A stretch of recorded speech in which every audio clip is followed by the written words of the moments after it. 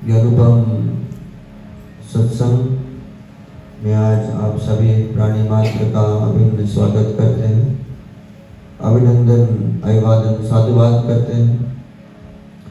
जबकि आज आप सब बढ़िया अवगत हैं कि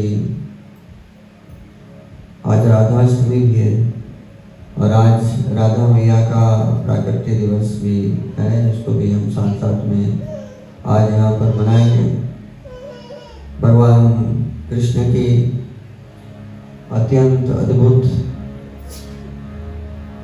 जो दिव्य लीला में सम्मिलित होने वाली वो पारंबा वो जगदम्बा का आज प्राकट्य दिवस है। ऐसे में हम बहुत सौभाग्यशाली समझते हैं। फिर उधर गणेश चतुर्दशी तो चली रही है, जिसमें हम भगवान गणेश की अनुपम कथाओं को समझ रहे हैं। कल किसी ने मुझसे कहा कि महाराज गणेश जी की कथा सुनाइएगा। हम शुरू से ही गणेश जी की कथा सुना रहे हैं। गणेश बुद्धि है और बुद्धि की कथा सुना रहे हैं। और बुद्धि की माँ बाप माता पिता शिव और पार्वती, जब तक उनका संगम नहीं होता है, उनका मेल नहीं होता है, शिव और शक्ति जब तक मिलते नहीं हैं, तब तक गणेश का अवतार नहीं होता है। ये जानना अत्यंत आवश्यक है। और ये सब घटना जो है ये हम सब के अंदर में भी यही घट रहा है कि आइए महाराज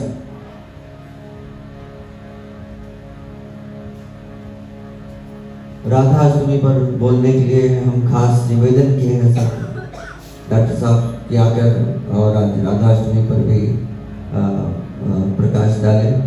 तो बहुत बहुत धन्यवाद है कि आप पधारे के सामने बैठिएगा। आप शायद तो यहाँ बैठ जाइए।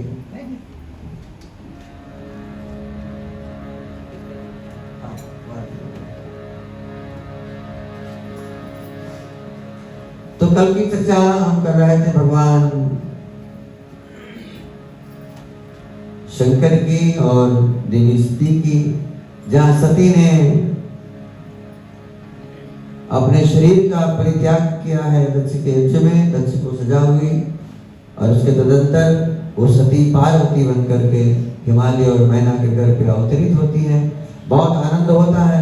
और जब वो जन्म ले चुकी हुई होती है तो एक दिन नारद उनके घर पे पधारता है। और नारद जैसे पधारता है तो हिमालय जी बहुत प्रसन्न होते हैं और प्रसन्नता के आवेश में आकर उन्होंने नारद से पूछा कि ये मेरी प्यारी सी बेटी है, इसका नाम है पार्वती। अतः पार्वती के हाथ के रेखाओं को देख करके बताइएगा इसका भविष्य कैसा है।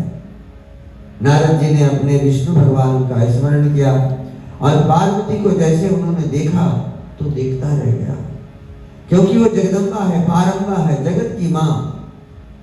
वो जगत को उत्पन्न करने वाली, प्रकट करने वाली वो जगदम्बा मैया प्रकट हुई। और नारद जी महाराज उनका हाथों की रेखा को देखते हुए कहने लगे कि शैल सुलक्षण सुता तुम्हारे, सुनो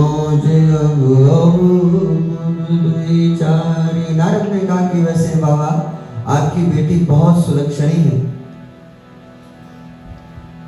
उनकी महिमा तो कहाँ तक गाए, लेकिन एक दो अवगुण हुए उनमें।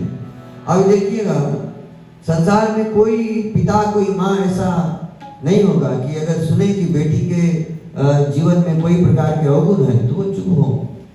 जब हिमालय और मैना ने सुना कि दो चार अवगुण भी हैं तो वो व्याकुल हो गए जानने के लिए कि हमारी बेटी में ऐसी क्या अवगुण है। नारद जी क्या कहने लगे यहाँ पर? तो नारद ने कहा कि अगुण अमाने मातु पितु हीना, उदासीन सब संशय क्षीणा, जोगी जटिल अकाम मन, नगन मंगल भेष, अस स्वामी यही काम परी हस्त बोले इनको जो पति मिलने वाला है उनमें कोई गुण नहीं रहेगा, अगुण। उनमें ना तो मान रहेगा, उदासीन हमेशा रहेगा। उदासीन का मतलब होता है जो ना तो प्रसन्न और ना ज्यादा दुखी, हमेशा समान भाव में रहेगा। वो मुश्किल से कभी मुस्कुराता मिलेगा आपको। जोगी जटिल अकाम मन, वो जटिल जोगी रहेगा, उनके मन में कोई कामना नहीं रहेगी। और नगन अमंगल भेष, उनका भेष कैसा रहेगा? नगन और अमंगल, अर्थात वो कम कपड़े पहनेगा, ज्यादा विभूति रमाकर घूमेगा।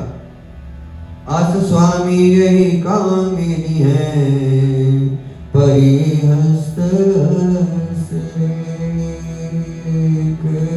आप इतना सुन करके हिमालय और मैना एकदम घबरा जाते हैं, सोचते हैं कि हमारी बेटी की तकदीर में क्या लिखा है। हमारी बेटी के तकदीर में ऐसा पति लिखा है जिसका कोई गुण ही न हो, जो कपड़े नहीं पहनता हो, जिसका ना घर हो ना बार हो, जो कभी प्रसन्न भी ना हो। ऐसे पति के साथ हम अपनी बेटी को ब्याहेंगे।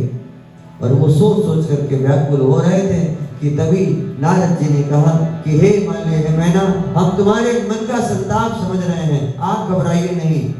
जो लक्षण हम यहाँ पर बखाने हैं वही लक्षण वाला एक मैं दुल्हा जानता हूं जिसके अवगुण भी गुण है।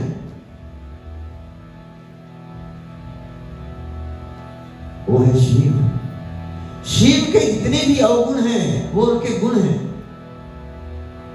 जैसे सोना आप गोल्ड ले लीजिएगा, गोल्ड अगर आप कीचड़ में गिर जाए फिर भी गोल्ड का वैल्यू नहीं घटता है कि घटता है? नहीं घटता है, बिल्कुल नहीं। हीरा, डायमंड चाहे गोबर पर गिर जाए उसके वैल्यू घटता है? नहीं घटता है। सालों साल वो गटर में मैले कुचले में पड़ा रहे लेकिन उसका वैल्यू कभी नहीं घटता, उसका मूल्य कभी नहीं घटता है। उसी तरह शिव जो है उनके अवगुण ही गुण है और ये केवल तत्व शिव में है। और शिव के अलावा दूसरा कोई संसार में है नहीं जिनमें ये तत्व है, जिनका अवगुण ही उनका गुण है। तो मैना और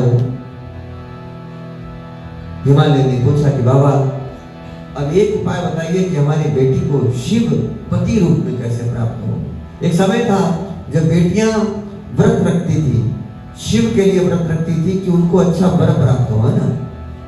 एक पुराना समय होता था जो उस समय रखती थी। आज तो फेसबुक काम बना देता है, इंस्टाग्राम काफी काम बना देता है, नहीं बना देता है? आज तो बढ़िया काम वही बना देता है। तो फिर शिव का व्रत कोई नहीं रखता। फिर ऐसे जो फेसबुक और इंस्टाग्राम वाला, अभी हमने सुना कि टिकटॉक से शादी हो जाता है महाराज। 2-4 लोग टिकटॉक से शादी कर चुके हैं। तो सुना, अरे बाप रे, टिकटॉक से भी शादी होने लगा। चलो नए नए बाबा आ गए अभी समाज में, तो हो रहा है सब। तो अब चिंता हुई हिमालय और मैना को कि शिव को कैसे पाया जाए, शिव को किस प्रकार कैसे करके पाया जाए। और पार्वती इधर मन ही मन प्रसन्न हो रही हैं कि हम जिसके लिए जीवन भर, हमने जिसके लिए जीवन का परित्याग किया और नया जन्म पाया, उस परमात्मा को, उस भगवान को, उस शिव को हम कैसे भी करके पा जाए। एक उत्कंठा होती है कि भगवान को पा लेना, ईश्वर को पा लेना ही हर जीवन का लक्ष्य होता है, याद रखिएगा। और हमारी आत्मा, हम चाहे नहीं चाहे, लेकिन हमारी आत्मा अंदर से हमेशा यही चाहती है कि उन्हें परमात्मा प्राप्त हो, उन्हें भगवान मिले। मन भले अलग भागता हो लेकिन आत्मा यही चाहता है कि उसे परमात्मा चाहिए। आप कभी अकेले में सांस लेकर के देखिएगा और सांसों को सुनिएगा तो सांस बोल रहा है सोहम सोहम सोहम, मैं परमात्मा हूँ, मैं परमात्मा हूँ, मैं परमात्मा हूँ। निरंतर आपको सुनाई देगा वो ध्वनि, उसको अनहद नाहद बोलते हैं। लेकिन हम कहाँ सुने? कहाँ सुनने लग जाएंगे। हम तो और चीज सुनने के लिए बैठे हुए हैं। कभी कभी लोग बोलते हैं कि कान में आप कौड़ी लगा करके सुनिएगा तो समुद्र की आवाज सुनाई देगी। सुने हैं कभी ऐसा? हैं? आप सुनिए, कौड़ी लगाइए कान में तो आपको समुद्र की आवाज सुनाई देगी। वस्तुतः वो समुद्र की आवाज नहीं है, हमारे अंदर खून इतना तेजी से दौड़ रहा है कि हम वही सुन रहे हैं। समुद्र से भी ज्यादा रफ्तार से, गति से हमारे अंदर रुधिर दौड़ता है, खून दौड़ता है, और वो खून के रफ्तार को, उसके तेज की, उसकी धारा को हम सुन रहे हैं। तो समुद्र मुद्र नहीं सुनाई देता है। आप ग्लास लगा लीजिएगा, प्याला लगा लीजिएगा, या हाथ से कान बंद करके सुनने का प्रयत्न कीजिएगा, आपको वो ध्वनि सुनाई देगी। और ऐसा सुनाई देगा जैसे आप भयंकर नाद करते हुए समुद्र के पास में आप खड़े हो, जहां ऊंची ऊंची लहरें उठ रही हैं और आकर के दीवारों से टकरा करके लहरें लौट रही हैं। आपको उस तरह सा आवाज सुनाई देगा। और वो आवाज जो है, वो आवाज है हमारे अंदर बह रही रुधिर की। इतनी प्रतिक्रियाएं हमारे शरीर के अंदर में चल रही है मेरे भाई बहन। दिल भी है हमारे पास कि दिल नहीं है? आदमी को हार्ट अटैक हो तो पता लगता है अरे मेरे पास दिल था, अभी तक था। और उसके लिए उनका लक्ष्य था शिव को पाना और निरंतर जाकर शिव का भजन करना। ओम नमः शिवाय, ओम नमः शिवाय, हरे हरे नमः शिवाय।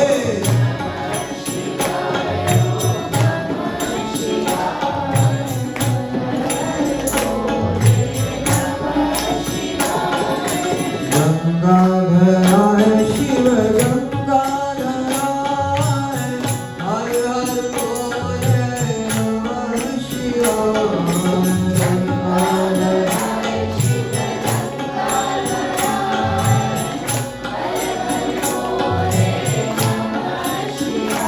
ओम नमः शिवाय, नमः शिवाय, हर हर बोले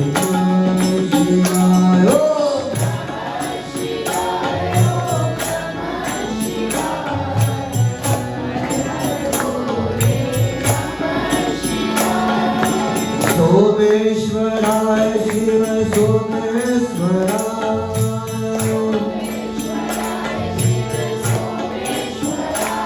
ओ सोमेश्वराय शिव नमः शिवाय।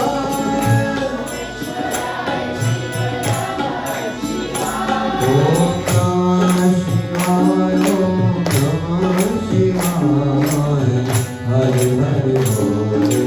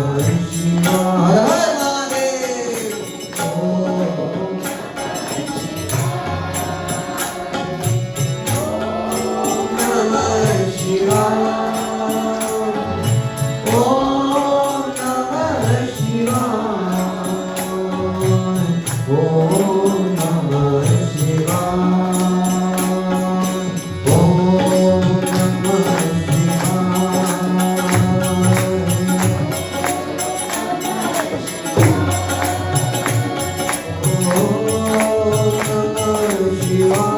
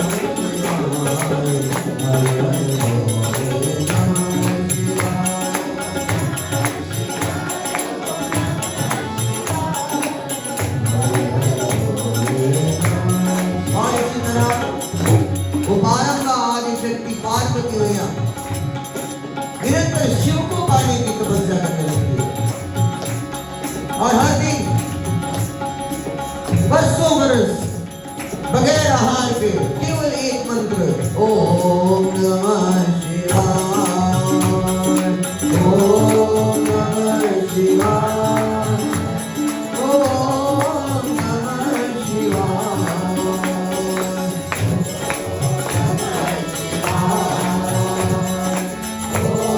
नमः शिवाय, ओम नमः शिवाय।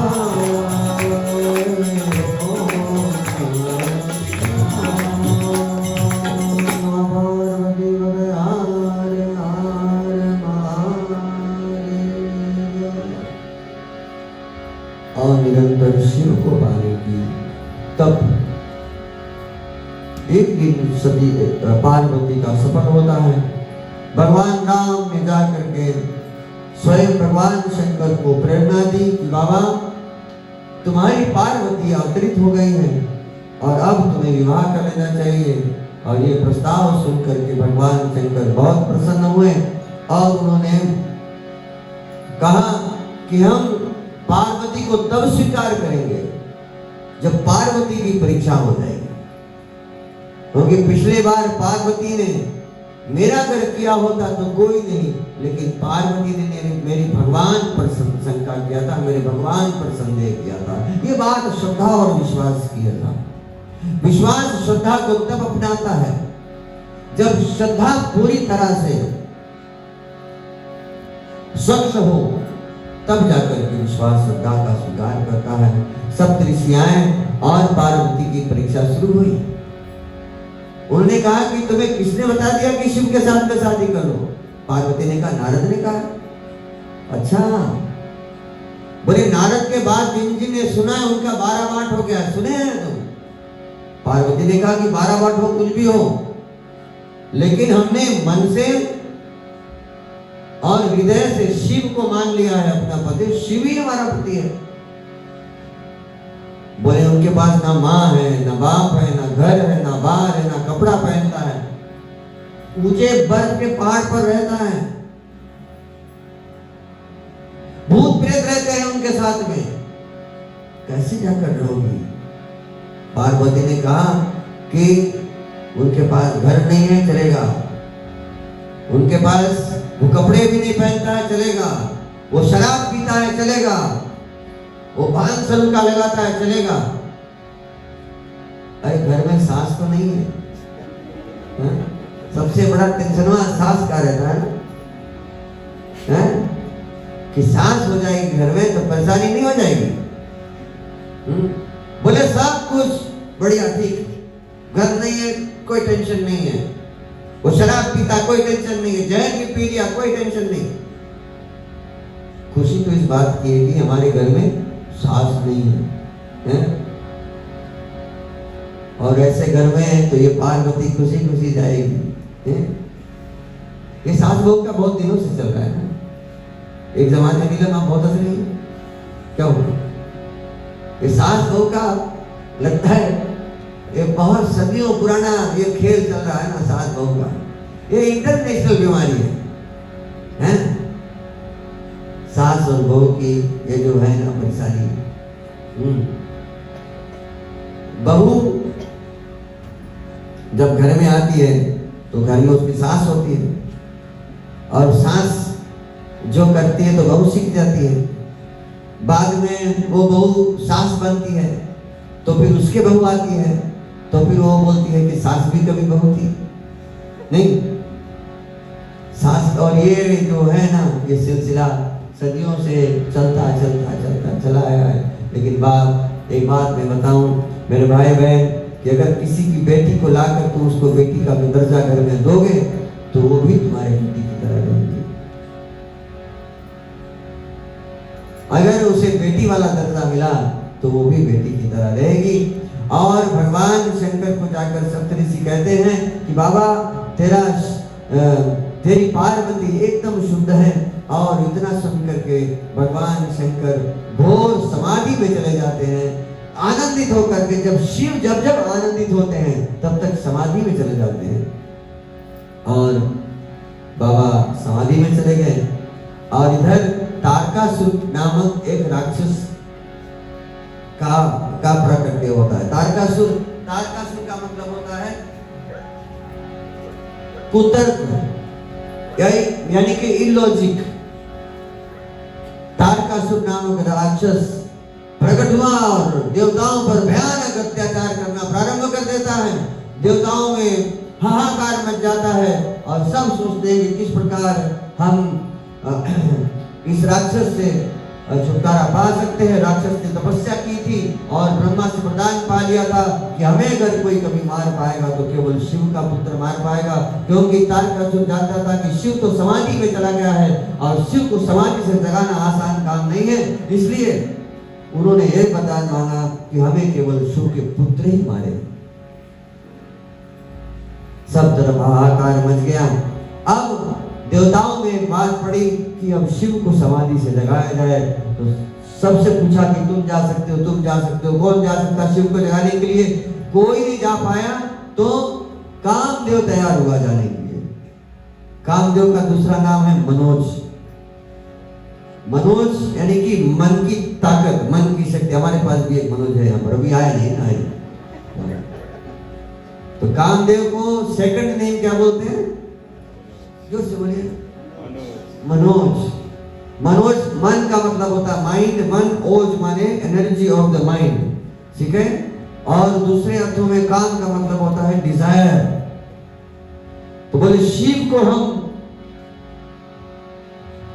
कामदेव को भेज करके जगाते हैं। कामदेव जी आए और अपना पूरा सेना सजा करके, अपनी पूरी मंडी लगा करके आए। कामदेव ढोल बाजे नगाड़े सब बज रहे थे और शिव जी फिर भी नहीं जग रहा था। तब कामदेव जी ने फूलों का एक बांध साथ करके और भगवान शंकर के सीधे हृदय में मारता है। और भगवान शंकर ने अपने दोनों आंखों को ना खोल करके अपनी तीसरी आंख खोल दी। तब शिवती शरणयन उगारा, चितवत आऊं गयो जयकारा। तब शिवती शरणयन उगारा, चितवत आऊं गयो जयकारा। मोरिया हो मोरिया, गणपति बप्पा मोरिया। मोरिया हो मोरिया, गणपति बप्पा मोरिया। तब शिवती शरणयन उगारा, चितवत आऊं गयो जयकारा। तब शिवती शरणयन उगारा, चितवत आऊं गयो जयकारा। वो तब शिवती शरणयन उगारा, चितवत आऊं गयो जयकारा। शिव ने तीसरी नेत्र खोल दी। कामदेव जलकर भस्म हुए और रति ने बहुत विलाप किया। भगवान शंकर ने वरदान दिया कि भले शरीर से ये नहीं रहेगा, लेकिन ये कामदेव अब इसके बाद में हर जगह पर बगैर शरीर का हर व्यक्ति के मन के अंदर में निवास करेगा। आज डिजायर्स, वो काम, वो कामना सबके अंदर में विद्यमान है। संसार के हर प्राणी के अंदर में वो विद्यमान रहता है। और इसी तरह जैसे कामदेव जगह कामदेव भस्म हुआ, शिव जी की समाधि टूटी, देवतागण तुरंत पहुंच गए। बोले बाबा बहुत दिनों से हमारे यहाँ पर कोई शादी विवाह नहीं हुई है, अगर तू शादी कर लेता तो बहुत बढ़िया होता। क्योंकि देवताओं को चाहिए था शिव का पुत्र, और जो शिव का पुत्र तारकासुर का वध कर सके। हम अपना प्रसंग यहीं पर आज समाप्त कर रहे हैं। महाराज जी हैं राधा अष्टमी पर चर्चा करने जा रहे हैं, तो हम थोड़ा सा समय उनको देना चाहेंगे। और यहाँ से आगे की प्रसंग कल कार्तिकेय और गणपति जी की जन्म की चर्चा हम सब साथ में यहाँ मिल करके सुनेंगे। वर्तमान था, आइए हम 2 मिनट हरिनाम के बाद में फिर हम लोग राधा अष्टमी पर चर्चा सुनेंगे। हरे Krishna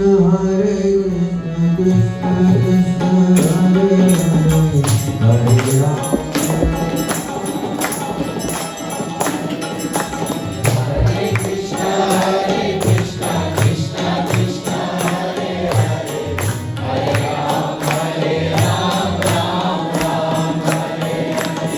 Hare Krishna, Krishna Krishna, Hare Hare, Hare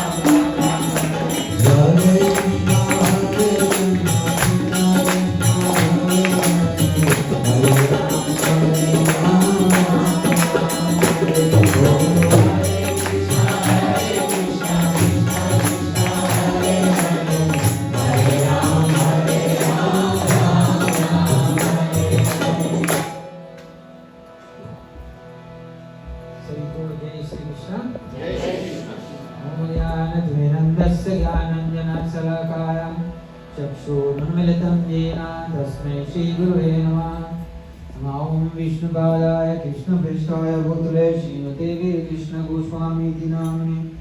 ओम विष्णुपादाय कृष्णपृष्ठाय भूतले श्रीमते भक्तिवेदान्तस्वामीति नाम्ने।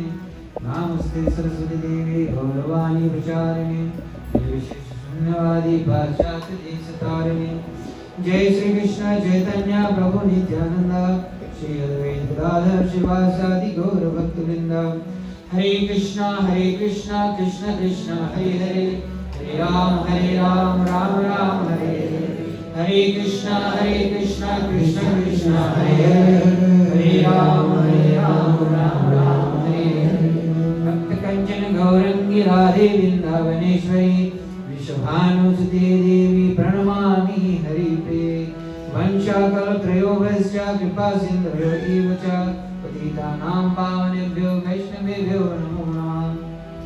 तो जैसे मास्टर जी ने कहा आज श्रीमती राधा रानी का जन्मदिन है, यानी कि उसकी आविर्भाव तिथि, यानी कि आज के दिन श्रीमती राधा रानी का प्रकट दिवस है।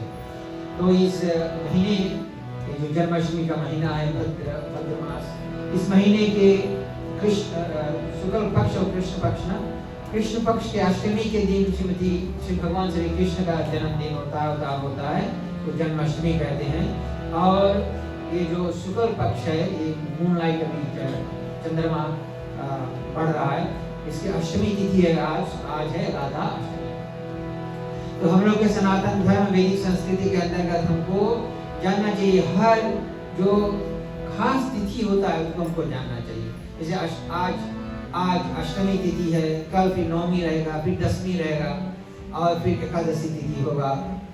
एकादशी थर्सडे को एकादशी व्रत, यानी कि एकादशी व्रत थर्सडे को पालन करना है। फिर फ्राइडे को वामन द्वादशी, वामन भगवान का अवतार। तो ऐसे जो तिथि है उसको हमको समझना है, हमको जानना चाहिए, उसको मनाना चाहिए। श्रीमती राधा रानी भगवान श्री कृष्ण की अंतरंग शक्ति है, भगवान श्री कृष्ण की आनंद देने वाली शक्ति है, प्लेजर पोटेंशियल। भगवान कृष्ण के अलग अलग जितने भक्त हैं, एजेंट्स लोग हैं भगवान के, देवी देवता हैं, सब सारा संसार को चला रहे हैं। और बलराम जी सृष्टि का रचना करता है। भगवान कृष्ण आनंद महसूस करते हैं जब श्रीमती राधा रानी गोपियों के साथ कृष्ण का जय जयकार करती है।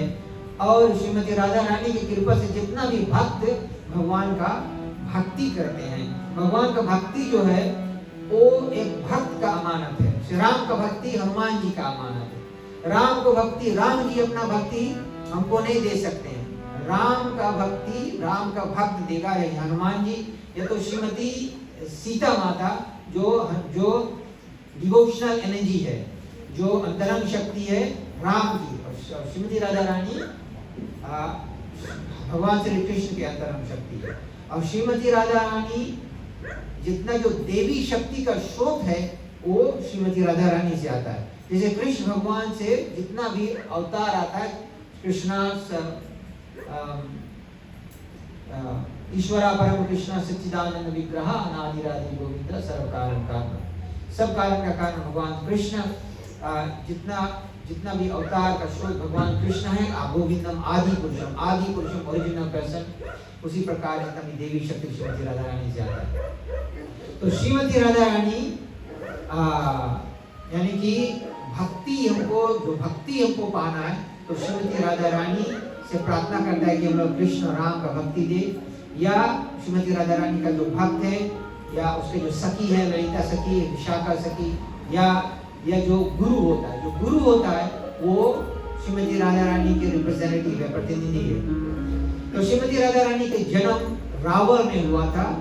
रावल गोवर्धन पर्वत के नजीक में है, वृंदावन में। मथुरा आप जाओगे, मथुरा इंडिया से दिल्ली से 3 आवर्स है मथुरा डिस्ट्रिक्ट। मथुरा है, फिर गोकुल है, वृंदावन है, बस थोड़ी दूर पे। ऐसे यहाँ से और सुबा डिस्ट्रिक्ट, सुबा टाउन और यहाँ नसीनों के बीच में, तो जगह पर ये सब जो भगवान के दिव्य स्थान सब है वृंदावन में। और वृंदावन से 45 मिनट में गोवर्धन के आसपास में आपको रावल मिलेगा। रावल में माँ वृषभानु माता श्रीमती राधा रानी के पिता वृषभानु है, माता है माता कीर्तिदा। तो वृषभानु तपस्या कर रहे थे, पूजन कर रहे थे और एक बेटी को चाहते थे अपने, उसको भगवान को एक बेटी दे। तो जमुना में एक दिन वो नहा रहे थे, तो जमुना में नहा रहे थे तो एक अद्भुत सा घटना होता है। और एक जैसे श्रीमती राधा रानी एक सीता माता जैसे भूमि के नीचे एक कास्केट में मिलती है, बॉक्स में मिलती है, उसी तरह एक बॉक्स में एक छोटी सी बेबी, एक कन्या, छोटी सी कन्या तैर रही है। तो वृषभानु देखते हैं उस बेबी को देखते हैं और उसको फिर ले जाते हैं घर पर। जब घर पर ले जाते हैं तो वो तो ना आँख खोलती है ना बोलती है, तो लेकिन फिर भी उसको पालन पोषण वो करते हैं। तो आस्ते से जो जब बड़ी होती है बेबी, तो फिर भी वो ना आँख खोलती ना बोलती है। तो वहां पर वो नहीं जानती कि क्या करूं। तो नारद मुनि आते हैं कि आपको भगवान की कृपा से ये बेटी मिला है, आप बड़ा सा उत्सव मनाओ। जितने भी नंदगांव में नंद महाराज और जितने भी गोपियां हैं, जितने भी बाल हैं, सभी को बुलाओ, सबको बुलाकर बड़ा सा उत्सव मनाओ। तो बड़ा सा उत्सव मनाते हैं और भगवान श्री कृष्ण भी आते हैं उस उत्सव में। कृष्ण भगवान छोटे थे, छोटा 3-4 years के थे कृष्ण भगवान। तो जब नंद महाराज कृष्ण भगवान बुलाते हैं, बड़ा सा उत्सव होता है, भजन कीर्तन, भगवान का गुणगान होता है, भगवान का नाम का गुणगान होता है। और तो कृष्ण भगवान छोटे नटकर कन्हैया, तो क्या जो झूला पर वो छोटे सा बेबी जो झूल रही है, तो कृष्ण भगवान उस झूला को पकड़कर जाकर उस बेबी को देखना चाहते हैं। तो कृष्ण जैसे उसको ताकते हैं वैसे श्रीमती राधा रानी आपको देती। तो ये लीला से हमको ये समझना है कि श्रीमती राधा रानी का जो राधा का अर्थ होता है आराधना, और किसका आराधना श्रीमती राधा रानी करती है, सदैव करती है, वो है भगवान श्री कृष्ण। तो भगवान श्री कृष्ण के श्रीमती राधा रानी इतना प्रेम करती है उतना कोई नहीं करता है। कृष्ण भगवान के प्रेमिका है और राधा कृष्ण में कोई अंतर नहीं है, अंतरंग शक्ति है। हालांकि डिवोशनल एनर्जी है श्रीमती राधा रानी, लेकिन कोई अंतर नहीं है राधा और कृष्णा में। और भगवान श्री कृष्ण की भक्ति का जो भाव है वो श्रीमती राधा रानी है। और ये भी हम लोग कह सकते हैं कि भगवान का जो फीमेल फॉर्म है, भगवान केवल मेल नहीं है, कृष्ण को हम लोग भगवान बोलते हैं, लेकिन भगवान का जो फीमेल फॉर्म है, फेमिनिन फॉर्म है, वो है Shrimati Radha Rani. So God both has a male and a female form. Male is Krishna and female is Shrimati Radharani. Male is Ram and Sita Mata is the female form of God. Ram और कृष्ण कोई अंतर नहीं, तो इतने अंतर है कि जो डिवोशनल एनर्जी है that's represented by the female form. तो ये आज के दिन ये लीला हुआ था और श्रीमती राधा रानी की कृपा से हमको राम और कृष्ण का भक्ति मिलता है। तो भगवान के जितने भी भक्त हैं जो शुद्ध भक्ति करते हैं, वो सब उनके जो भक्ति यानी कि भावना, भक्ति का भावना के लिए वो प्रार्थना श्रीमती राधा रानी और श्रीमती सीता माता से करते हैं। और जैसे मैंने कहा कि भक्ति हमको देने वाली है श्रीमती राधा रानी। और इस भौतिक जगत में श्रीमती राधा रानी का विस्तार कैसे हुआ है? इस भौतिक जगत में, भौतिक मतलब material world, in this material world Shrimati Radha Rani manifest in the form of the Tulsi plant.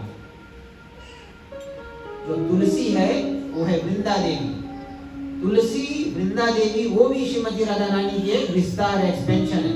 भगवान के गोलोक वृंदावन धाम में श्रीमती राधा रानी की एक्सपेंशन वृंदा देवी देवी है और हरदम नील रंग का कपड़ा पहनती, ब्लू गारमेंट्स, और उसके हाथ में एक हाथ में तोता है और एक हाथ में भगवान के भक्तों को आशीर्वाद देती। और वो जितना भी भगवान कृष्ण का जितना एंटायर पास्टम से जो लीला है उसके देख करने वाली है वृंदा देवी। और इस भौतिक जगत में वो विस्तार करती है अपने आप को एक तुलसी पौधा के रूप में। तो हर एक तुलसी का पौधा है वो श्रीमती राधा रानी के विस्तार वृंदा देवी है। इनसे हर एक तुलसी का जो प्लांट है, पौधा है, वो पूजनीय है। कभी उसको काटना नहीं है, कभी उसमें कुछ दवा नहीं स्प्रे करना है, और उसको बहुत अच्छे से हरदम साफ करके रखना है।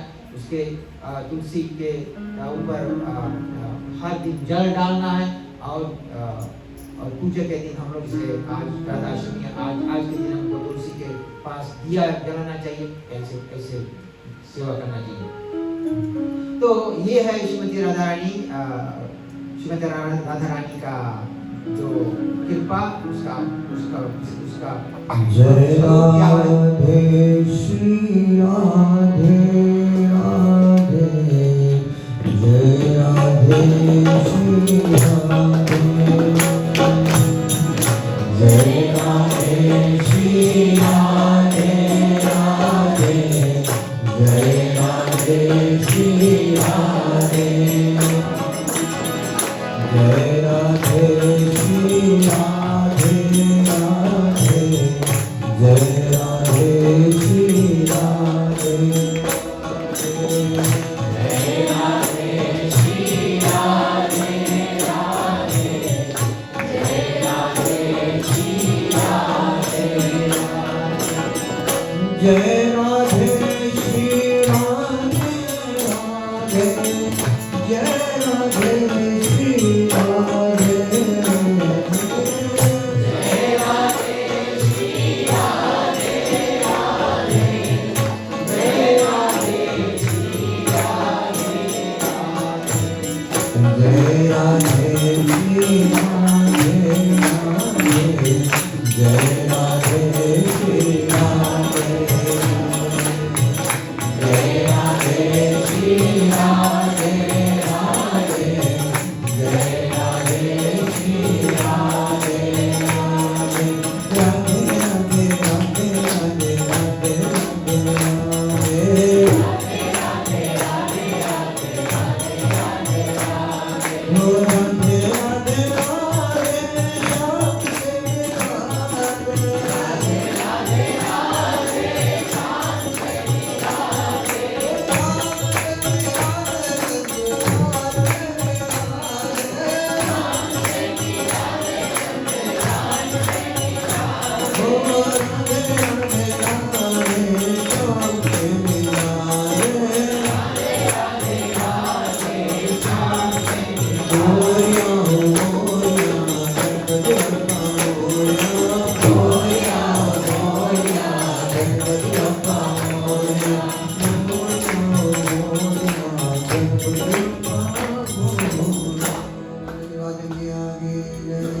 श्री गणपति भगवान की जय, श्री कृष्ण भगवान की जय।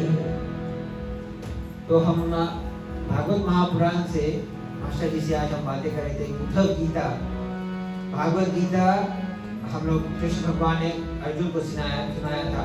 और भागवत महापुराण में उद्धव जी जो है वो श्रीमती राधा रानी के बहुत निकट भक्त है और कृष्ण भगवान के भी बहुत निकट भक्त है।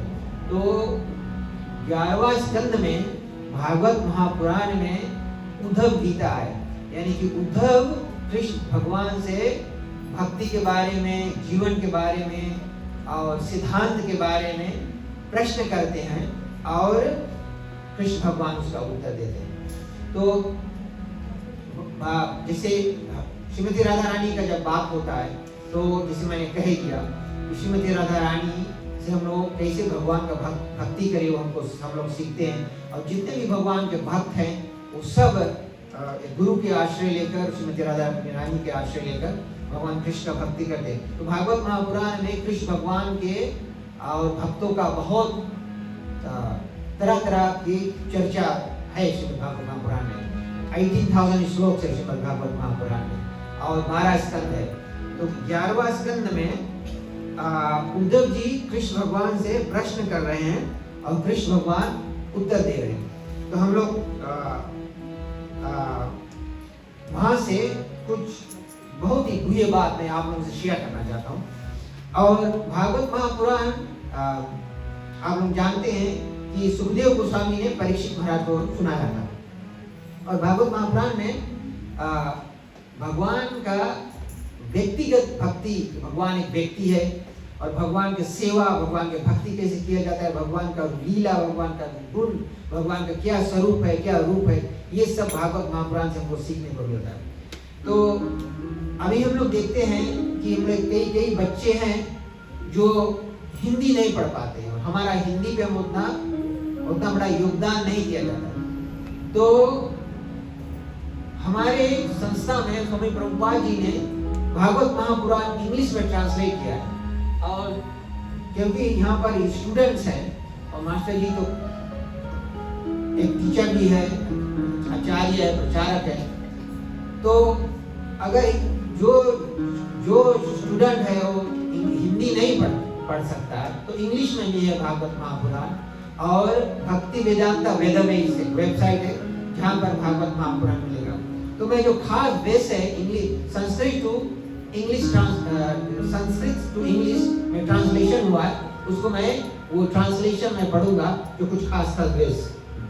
तो कृष्ण भगवान यहाँ पर बोल रहे हैं संस्कृत श्लोक के ट्रांसलेशन में, an intelligent person should see that any material activity is subject to constant transformation and that even on the planet of Lord Brahma there is thus simply unhappiness.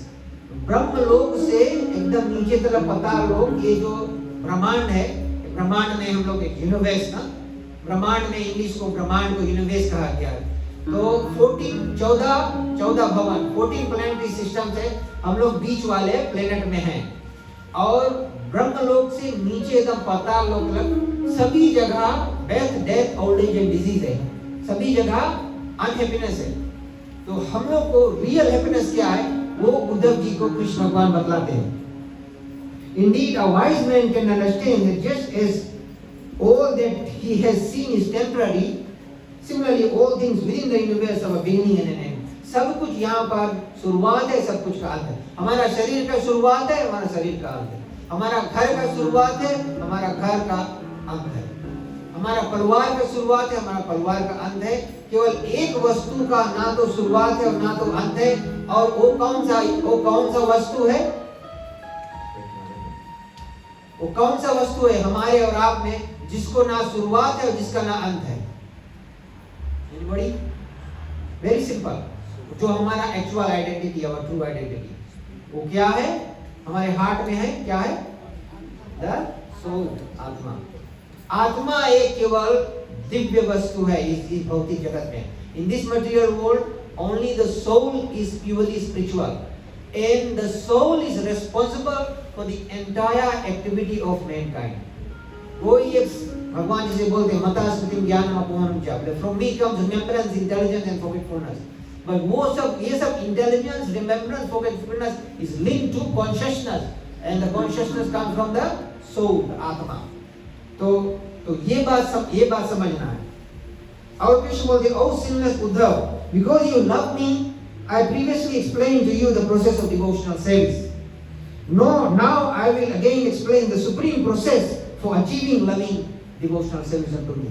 तो यहाँ पर भगवान supreme process of achieving of devotional service वो उद्धव जी को Krishna explain कर रहे हैं।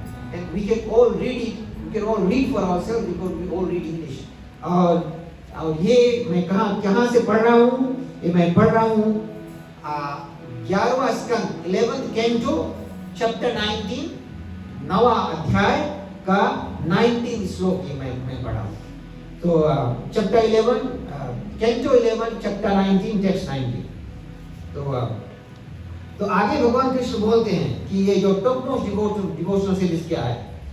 firm faith in the blissful narrations of my past times, कि हमारा जो लीला का जब चर्चा होता है उसमें firm faith, अटूट श्रद्धा होना चाहिए। ये अटूट सदा कैसे आएगा? जैसे जैसे जैसे एक जो शुद्ध पुरुष है, एक जो भगवान का शुद्ध भक्त है, उससे आप पूछोगे कि क्या उसको भगवान सभी जगह दिखाता है? वो बताएगा हाँ, भगवान in every atom, Krishna is in every atom. तो उसको फेम फेथ कैसे आता है? सत्संग से आता है। बिनु सत्संग विवेक ना होई, ना राम कृपा बिनु सुलभ न सोई ना। तो जैसे ऐसा सत्संग जरूरी है, और अगर ऐसा सत्संग नहीं अवेलेबल है तो if we are reading a book, ये जो कोई पुस्तक हम लोग पढ़ रहे हैं जिसमें भगवान के भक्तों का चर्चा है, वो भी सत्संग। जैसे अभी उद्धव और कृष्ण के गीता मैं आप लोगों को समझा रहा हूं, तो आपका संग उद्धव जी और कृष्ण से हो रहा है। जब मास्टर जी ने माता पार्वती और शिव जी का कथा सुनाई, तो आपका संग शिव जी और माता पार्वती से हुआ। तो ऐसे हमारा आत्मा सुप्रसिद्ध थी, आत्मा का शास्त्र का अंतःकरण शुद्ध होता है ना। तो फेम फेथ होना चाहिए भगवान के लीला में। Constant chanting of my glories, भगवान बताए। तो ये सब नंबर ऑफ डिवोशनल आइटम्स जो हम लोग के वास्तव में हम लोग के लिख कर, और हम लोग को इसको अच्छे से इसके बारे में समझ जाना चाहिए। भगवान कांस्टेंट चैंटिंग के बारे में गीता के चतुर्थ श्लोक में हमको मिलता है बात। तेषाम सतत युक्तानां भजतां प्रीतिपूर्वकम्। भगवान बोले कि जो हमें रोज बजता है, बोले I give the intelligence by which he और she can come to me. Constant chanting, unwavering attachment to ceremonial worship of me, भगवान का सेवा। Praising me through beautiful hymns, हम लोग गाते हैं। Great respect for my devotional service, भक्ति का आदर सम्मान करना। कोई भक्त भक्ति करता है, कोई व्यक्ति भक्ति करता है, उसका great respect for my devotional service. Tulsi Maharani का रेस्पेक्ट, हनुमान जी का रेस्पेक्ट, माता पार्वती और शिव जी का रेस्पेक्ट, ब्रह्मा जी का रेस्पेक्ट, नारद मुनि का रेस्पेक्ट। कभी-कभी लोग नारद मुनि को बोलते हैं कि नारद मुनि के तुलना करते जो व्यक्ति को चुगली करता है, पर नहीं, वो गलत है। नारद मुनि एक जगह से दूसरे जगह जाता है तो लोगों को भगवान नारायण और कृष्ण के बारे में बताने के लिए। Great respect for my devotional service, offering obeisances with the entire body. भगवान बोलते हैं पूरा अपना दंडवत प्रणाम, जैसे पूरा हम लोग भगवान के आगे लेट जाते हैं, एंटायर बॉडी ना। This is for mails, for females half body से दंडवत किया जाता है। Performing first class worship of my devotee, performing first class worship of my devotee, बहुत इंपॉर्टेंट पॉइंट है। भगवान के भक्तों का फर्स्ट क्लास सेवा करना। श्रीमती राधा रानी फर्स्ट क्लास डिवोटी है, श्रीमती सीता माता, माता पार्वती, नारद मुनि, उद्धव, इनका सेवा करना। गुरु, जो गुरु होता है, जो सच्चा परंपराई गुरु, वो भी फर्स्ट क्लास डिवोटी ना। Consciousness of me in all living entities, Siya Ram में सब जाने, सबको, सभी, केवल मनुष्य में नहीं भगवान है, सभी जीव जंतु में भगवान है, पेड़ में भी भगवान है। तो भगवान सर्वव्यापक है। सर्वव्यापक मतलब ओमनी प्रेजेंस एवरीवेयर, एंड सर्वव्यापक और omni present and omni potent भगवान, और सब शक्ति भगवान में।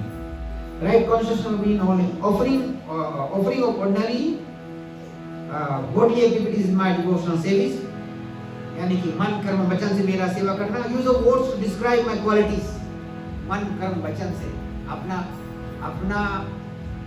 जो ये बात करने वाला शक्ति है, ये हमको अपने मुख से भगवान का गुणगान, भजन करना। भजन का मतलब है कि भगवान का नाम का भजन, भगवान का नाम करना। ये तो प्रेम की बात है, दिल लगी तेरे बस की नहीं है। ये तो प्रेम की बात है, दिल लगी तेरे बस की नहीं है। यहाँ सर्वे के होते हैं जोड़े, आशिकी इतनी सच्ची नहीं है। प्रेम की बात है,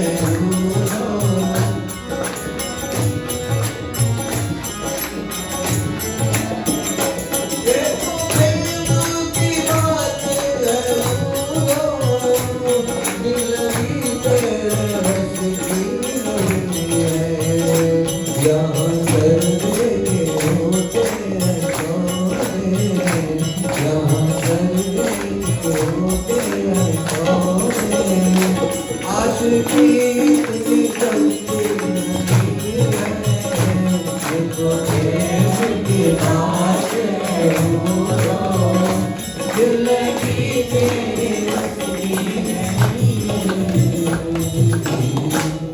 देखिए, थैंक यू।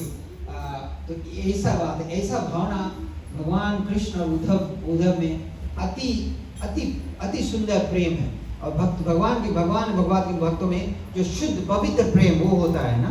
तो यहाँ पर और भगवान उद्धव से बोलते हैं कि offering the mind to me, अपने मन मना भाव मत भक्तों मर्यादा मामला मुश्किल, मन में भगवान का स्मरण करना या मन से मंत्र जाप करना। मंत्र जाप बहुत जरूरी है। जैसे गणेश जी का मंत्र जो है वक्रतुंड महाकाय सूर्यकोटि समप्रभा निर्विघ्नं कुरु मे देव सर्वकार्येषु सर्वदा। सर्वकार्येषु मतलब सभी कार्य में और सर्वदा जो बाधा विघ्न दूर करने वाला है गणेश जी। तो ऐसे भाव से गणेश जी का मंत्र उच्चारण करना चाहिए। और जो सभी तरह के जो अनर्थ है, जो पाप है, दूर कर देता है, वो जो कलि संतरण में जो नारद मुनि ने जो मंत्र दिया है वो है हरे कृष्ण महामंत्र। हरे कृष्ण कृष्ण कृष्ण हरे हरे, हरे राम राम राम। अगर भगवान को देखना चाहते हो कि भगवान को हरदम महसूस करना चाहते हो तो भगवान का भक्ति से भगवान को हम लोग समझ पाएंगे। कलयुग में भगवान का भक्ति जो है वो है हरि नाम संकीर्तन, भगवान का नाम का जाप।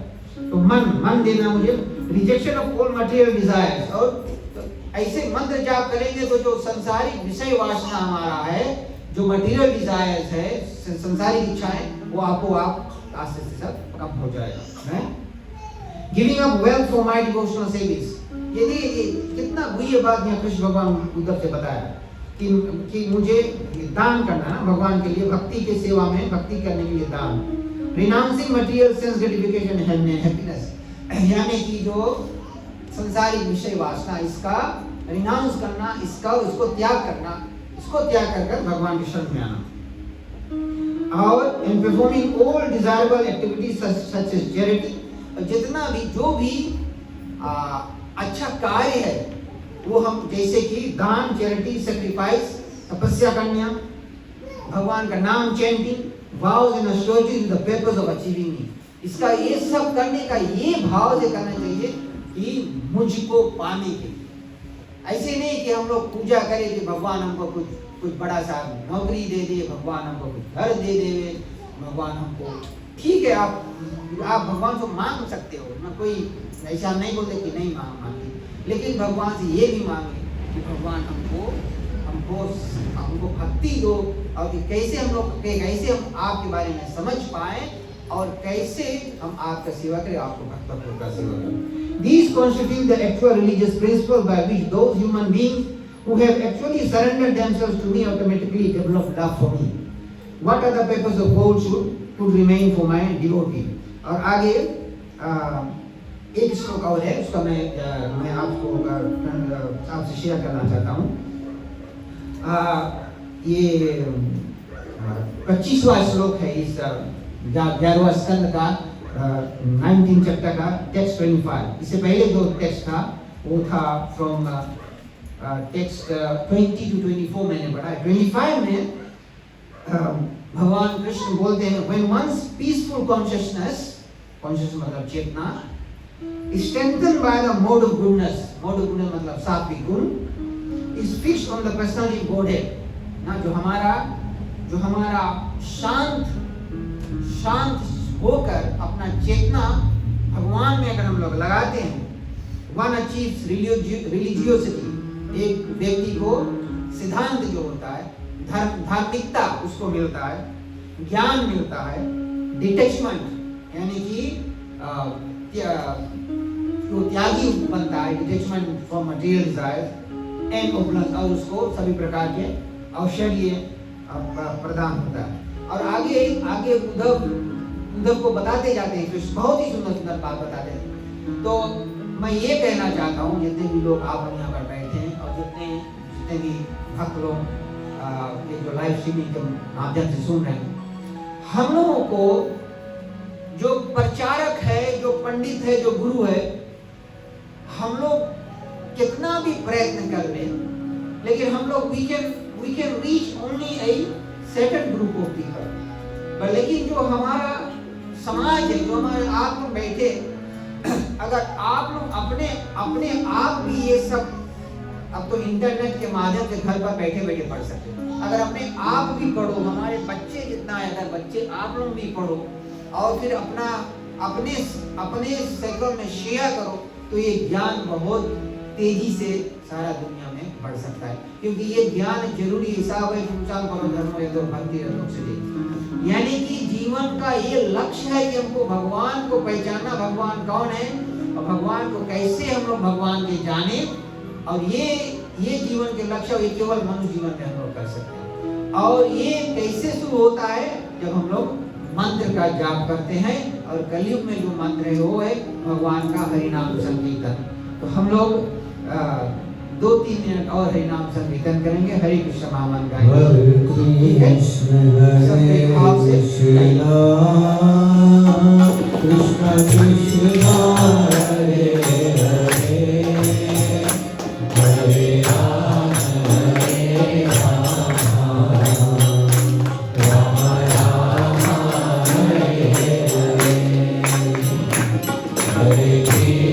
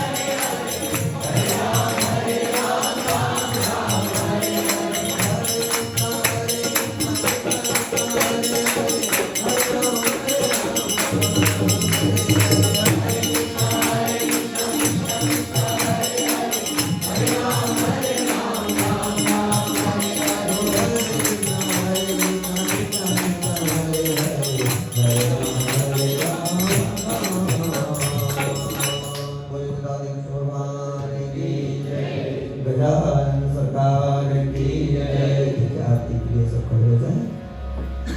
थैंक यू मास्टर जी। ये हरे कृष्ण महामंत्र जो हरे दो शब्द है वो श्रीमती राधा रानी हरे कृष्ण राधा कृष्ण हरे राम सीता राम। Thank you. जय गणेश जय गणेश जय गणेश देवा माता सखी पार्वती पिता महादेवा गणपति देवा गणपति देवा